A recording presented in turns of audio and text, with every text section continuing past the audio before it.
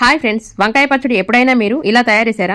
లేదా అయితే ఇలా తయారు చేసుకోండి, చాలా బాగుంటుంది. ఖచ్చితంగా పచ్చడి చేయడానికి వంకాయ నల్లగా ఉండాలి, రౌండ్ గా ఉండాలి. ఇలాంటి వంకాయలు అయితే పచ్చడి చాలా బాగుంటుంది. వంకాయలని రౌండ్ గా కట్ చేసి ఉప్పు, కారము, పసుపు వేసి కొంచెమంత నూనె వేసి వంకాయ ముక్కలకు ఉప్పు, కారం, పసుపు చక్కగా పట్టించి ఒక 10 నిమిషాల పాటు పక్కన పెట్టండి.